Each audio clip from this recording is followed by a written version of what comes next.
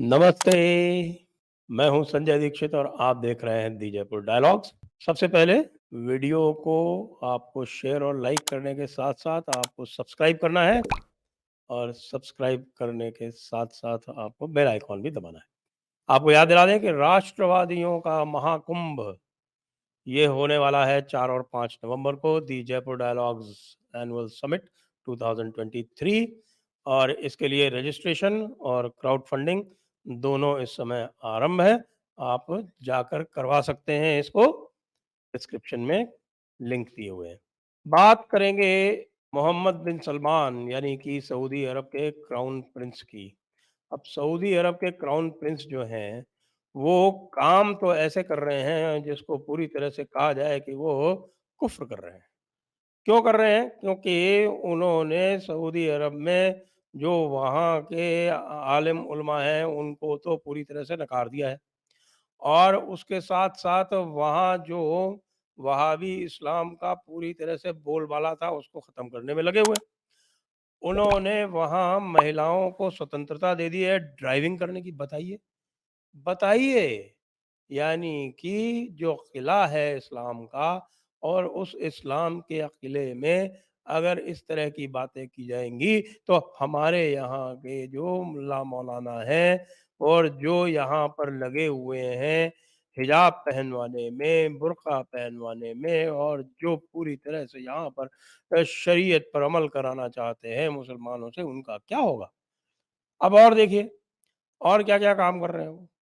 कल उन्होंने यह ऐलान किया यहाँ पर यानी कि भारत में और यहाँ पर ऐलान किया कि भई अगले 5 साल में जो सऊदी अरब है, वो यूरोप सा जैसा हो जाएगा। अब देखिए यूरोप तो इस बात पर आमादा है कि वो जो है इस्लामी मुल्क बन जाए। आप भी जानते हैं वहाँ पर क्या हो रहा है। आपने देखा होगा कि किस तरह से फ्रांस में, बेल्जियम में, स्वीडन में डेनमार्क में किस तरह से जो है वो इमिग्रेंट्स को यानी कि शरणार्थियों को भी नहीं, जो वहाँ पर जो घुसपैठिए हैं, उनको किस प्रकार से एक तरह से वेलकम किया जा रहा है। आजकल तो यूएस में भी किया जा रहा है। तो जब वहाँ पर इस प्रकार की नीतियाँ होंगी तो फिर वो तो यूरोप को बहुत दिन नहीं लगेंगे क्योंकि वहाँ पर इस्लामोफ़ोबिया का भी कानून ले आया गया है। वहाँ पर इस्लाम की आलोचना करना भी जो है वो अपराध करार दिया जा रहा है और जो वहाँ की जो फ्रीडम ऑफ स्पीच थी, वो भी रोकी जा रही है। तो यूरोप तो धीरे-धीरे, धीरे-धीरे जो है वो शरीयत से गवर्न होगा।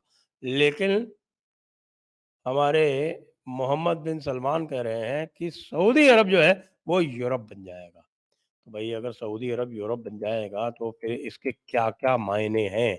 देखिए एक उन्होंने सिटी तो पहले से ही अनाउंस कर दी है। आप जानते हैं नियोम सिटी। ये जो नियोम सिटी बनने वाली है सऊदी अरब में, ये नियोम सिटी जो है वो बनेगी कहाँ? बिल्कुल इज़राइल के सामने। यानी जो इज़राइल का जो दक्षिणी इलाका है, जो आप जानते हैं जो रेड सी है वो जाता है फिर सुएज़ कैनाल में मिलता है, उसी से एक गल्फ़ ऑफ अक़ाबा जाती है। अब ये अक़ाबा तो जॉर्डन में है, उसके सामने जो है वो एलियट करके एक जगह है, वो इज़राइल में है और वो तट जो है वो सीधे करीब उसपे 20-30 किलोमीटर सामने उसके जो है वो सऊदी अरब का तट है। उस सऊदी अरब के तट पर और उसके रेड सी के वो मिला के नियोम सिटी बनाने जा रहे हैं। ये नियोम सिटी जो है ये बड़ी ही एक भविष्य की सिटी होगी। यानी उसमें जो है वो आपके पूरी तरह से जिसको हम कहते हैं कि ग्रीन एनर्जी पर बेस्ड होगी, उसमें पब्स होंगे, उसमें थिएटर्स होंगे, उसमें बीचेज़ होंगी, यूरोप जैसी बीचेज़ होंगी, यहाँ यूरोप जैसी न्यूड बीचेज़ होंगी शायद। और जो भी आपके बाकी जो सारे कानून लगते हैं, वो कोई कानून वहाँ नहीं लगेंगे। वहाँ शराब जो है वो खुली बहेगी। लोग जो हैं वो ड्रोन के माध्यम से वहाँ पर ट्रैवल करेंगे। आपको यदि विश्वास ना होता हो तो आप नियोम NEOM नियोम करके आप उसको देख सकते हैं गूगल करके कि नियोम सिटी किस प्रकार की सिटी होगी। अब न्योम सिटी के साथ-साथ अब वो यूरोप के हिसाब से बनाना चाहते हैं कि पूरा सऊदी अरब जो है वो टूरिस्ट अट्रैक्शन भी बने। अब जब टूरिस्ट अट्रैक्शन होगा तो आप जानते हैं अच्छा हाँ, नियोम सिटी में कैसीनो भी होंगे, यानी कि गैम्बलिंग भी होगी। तो भई गैम्बलिंग भी होगी, शराब भी होगी। अब जब गैम्बलिंग और शराब होगी, जब सुराह होगी, तो फिर उसके साथ में आपको पता है कि कुछ और भी होता है, वो भी होगा। तो अब लोगों को यूरोप जाने की आवश्यकता नहीं पड़ेगी। आपको पता है ना कि एम्स्टर्डम जाते हैं लोग सब आनंद करने के लिए और वहाँ जाने की आवश्यकता नहीं पड़ेगी। ये सारे आनंद आपको सऊदी अरब की नियोम सिटी में ही मिल जाएँगे। अच्छा उसके बाद जो है वो बाकी और सिटी में भी वो करना चाहते हैं। तो अब आप ये सोच सकते हैं कि वो रियाज़ को, दमाम को और बाकी आपके ताइफ को, इस तरह के जो और जो उनकी बड़ी-बड़ी सिटीज़ हैं, उनको सबको भी टूरिस्ट अट्रैक्शन बनाना चाहते हैं।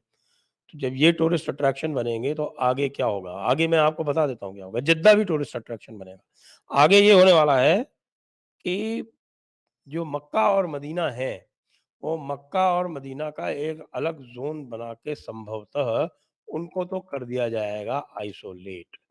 तो बाकी जितने भी कट्टरवादी हैं और जिनको मक्का और मदीना जाना है, जिनको हज और उम्रा करने जाना है, वो वहाँ जा सकते हैं और वो वहाँ जाकर पूरी तरह से जो इस्लामी आलिम उलमा की जो हिदायतें हैं, उसके तरह से वहाँ पर वो कर सकते हैं। और वैसे भी आप जानते हैं आजकल तो मक्का और मदीना के बीच में बुलेट ट्रेन भी चलती है। तो ये जो पश्चिम की जो चीज़ें हैं वो तो वहाँ आ ही गई हैं। ये भी आपको पता है कि हमारे जो भारत से लोग जाते हैं मालिम उलमा उनको बड़ी परेशानी होती है क्योंकि वहाँ पर उनको मज़ारें नहीं मिलती हैं, उनको मज़ार पे जाने नहीं दिया जाता है। तो ये सारी मज़ारें वग़ैरह जो हैं वो सब वैसे भी वहाँ नहीं होती हैं, कब्रें भी नहीं होती हैं, यहाँ तक कि मोहम्मद साहब की कब्र को भी वो कह रहे हैं कि वो वहाँ से हटा के और ऐसी जगह लगा देंगे जिस पे वो अनमार्क्ड होगी जिससे लोग वहाँ जाकर सजदा इत्यादि ना करें। तो ये तो आपका एक प्योर एक इस्लामिक एन्क्लेव बन जाएगा और बाकी पूरा का पूरा जो सऊदी अरब है, वो बन जाएगा यूरोप। इससे बहुत फ़ायदे हैं हमारे भारतीय मुसलमानों को। जी हाँ, इससे बहुत फ़ायदे ये हैं कि वो जाकर वहाँ पर हज करके और तुरंत वहाँ से यूरोप जा सकते हैं। ये वहाँ पर सुविधा उपलब्ध हो जाएगी तो वहाँ से आए मान लीजिए जद्दा आ जाए तो जद्दा यूरोप होगा। और जद्दा के अलावा मान लीजिए उनको कहीं और जाना है, रियाज़ वग़ैरह जाना है, तो वो भी यूरोप होगा। और यहाँ सबसे आपको पता है कि सीधे पूरी विश्व के लिए वहाँ पर आपको फ्लाइट्स इत्यादि जो हैं वो सब उपलब्ध हैं। अब आप पूछेंगे कि वहाँ पर जाकर अगर इन्होंने कुछ काफ़िरों के खिलाफ बोला तो क्या होगा? जी, और भी आगे आप बता देते हैं यूरोप बनने के लिए ये भी मोहम्मद बिन सलमान करने वाले हैं कि हदीसों को वहाँ पर अब मान्यता नहीं मिलेगी। अब आप ये देखिए इससे दिक्कत जो है वो भारत के आलिम उलमा को तो बहुत आने वाली है। और सबसे ज़्यादा इसलिए आने वाली है कि जो यहाँ का जो मुसलमान वहाँ जाएगा और वहाँ पर जब वहाँ पे खुतबा सुनेगा, वहाँ पर जब ये सुनेगा कि साहब यहाँ पर हदीसें नहीं मानी जाती है, तो यहाँ पर वापस आके वो जो हमारे एक्स मुस्लिम साहिबान जो आजकल जो बहुत एक्टिव हैं, आप जानते हैं, वो उन्होंने पूरा यहाँ पर एक तरह का तूफ़ान मचाया हुआ है, खलबली मचाई हुई है और हमारे आलिम उलमा जो हैं वो बड़ी तकलीफ़ में हैं और वो कह रहे हैं कि भई इन लोगों के ऊपर अगर किसी तरह की पाबंदी नहीं लगाई गई, तो भाई ईमान जो है वो पूरी तरह से खतरे में आ जाएगा। अब जो लोग वहाँ जाएँगे, हज उम्रा करेंगे और उसके बाद फिर यूरोप में तुरंत एंटर हो जाएँगे। तो वो जब यहाँ आकर देखेंगे और जब देखेंगे कि साहब यहाँ जो एक्स मुस्लिम मूवमेंट चल रहा है, वो पहले से बाख़िलाफ़ या इख्तिलाफ़ करके बैठा हुआ है हदीसों से, तो भई क्या होगा? बगैर हदीसों के तो आलिम उलमा का राज यहाँ चलने वाला नहीं। बड़ी दिक्कत होने वाली है। भई हमारे आलिम उलमा साहब लोगों, आपसे ये गुज़ारिश है कि आप तुरंत जो है वो यूरोप के बारे में पढ़ना शुरू कर दो और जो वैसे तो आप चुपके-चुपके तो वो यूरोप वाली हरकतें करते रहते हो, लेकिन आप जब उसका पहनावा-वहनावा कर दो, दाढ़ी मूँछें जो है वो साफ़ कर दो। क्लीन शेव हो जाओ और क्लीन शेव होने के साथ-साथ जो है वो जो ये आपका बड़े भाई का कुर्ता, छोटे भाई का पैजामा जो है वो पहनना बंद करके पूरी तरह से यूरोपियन हो जाओ, क्योंकि सऊदी अरब में जब आप वो जो मक्का मदीना वाला जो पोर्शन है, उससे जैसे ही निकलोगे ना और जैसे ही आपको देखा गया कि आप इस तरह के लिबास में हो, तो वहाँ आपके ऊपर जो है, वो हो सकता है कोड़े-वोड़े की सज़ा मिल जाए।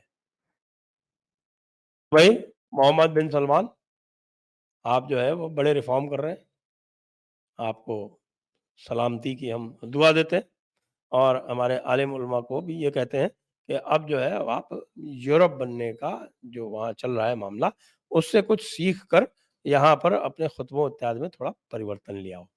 जय हिंद, जय भारत, वंदे मातरम।